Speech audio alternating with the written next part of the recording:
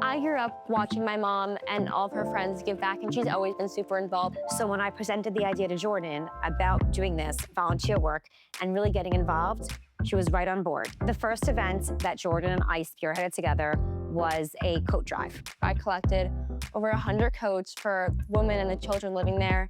Jordynn made a pamphlet, she made a flyer, she sent it out to her entire friend group, and it was actually so successful that we had so many extra coats that we were also able to give to the community of Newark.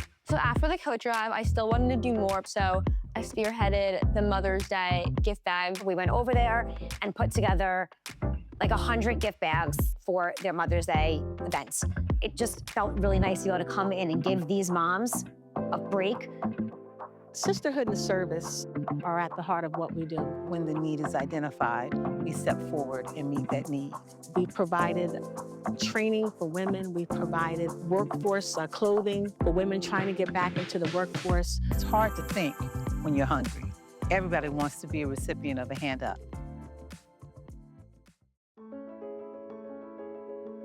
In August of 2018, my husband and I, we lost his best friend to an accidental overdose, and losing him the way we did, it was so unexpected. And so instead of celebrating my birthday, going out or, dinner or whatever we would normally do, we said, we're gonna host a birthday party for the children and families at the Apostles' house. We've taken the children and families to the American Dream and the Nickelodeon theme park.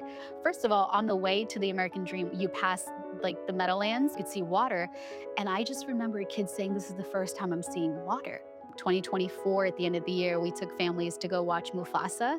We rented out the entire theater for them. Some of the kids, they didn't even know the seats reclined. They were so excited. Again, the little things that we take for granted, but these are just a few examples of the types of experiences and memories we've been able to create over the last 7 years. The vice principal at Dr. Horton's school asked me to come with her during Christmas time for fellowship, and I fell in love with Apostle House, and I've been attached ever since. Going up to Mother's Day 2024, one of my members at New Life Body of Christ came up with an idea of pack a purse. People donated upscale bags, Louis Vuitton and Gucci, and they put money in some, they put toiletries in some. We got 90 purses. And it made me feel really, really good to see the smiles on the mothers' faces. And from there, we decided to adopt a room. It was 8 churches all together. And we were in competition. When that assignment was over, I kind of got a little down spirit, like what else is next? When my 21-year-old son started middle school in 6th grade, I volunteered for Project Nest. When you're involved, you can see the process from end to end. We organized supermarket shifts for parents and students on weekends to stand for hours and ask people on their way into the store, can you buy a little extra today and give it to us to help feed families right here in Newark. During COVID, we knew that we had to find a way to still help feed the families that depended upon us.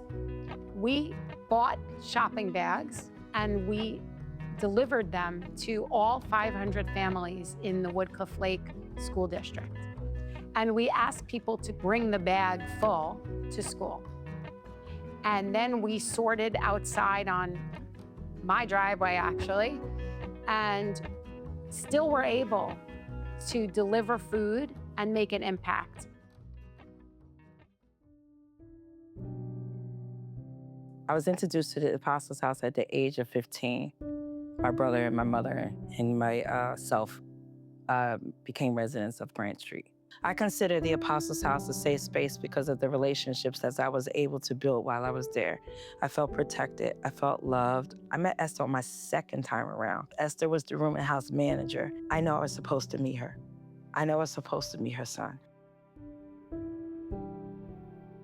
Esther wasn't a big talker, but she was big in her action. She cooked, she did the laundry. And because of the high standards Esther had, she had the respect of the whole community.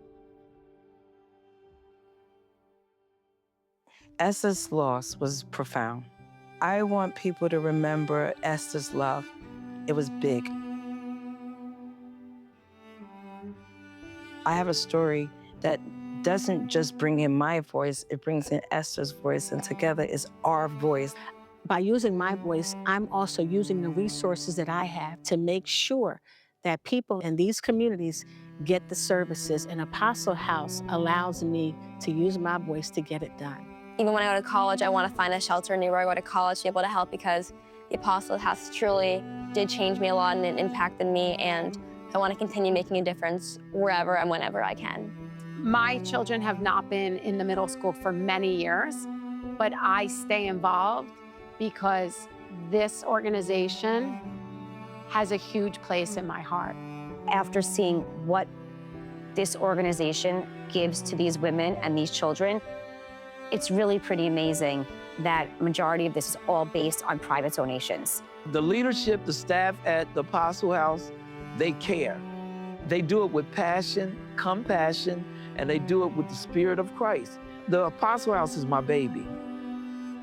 There is a call that's on the table. There's a call that's on our community. That's a call that's on our lives when you are blessed to have. And that's to turn around and service the people who don't have, and where else better to do it but in your own backyard. I have healed tremendously through my service because it's shown me the path of living.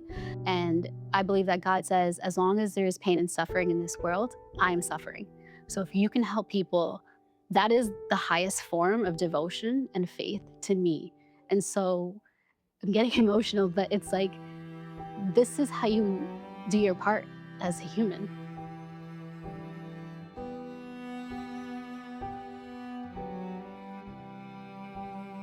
I know the Apostles' House is doing great things for the women, hands down. But I would like to call your attention to the children. Think about the children. I was one of those children.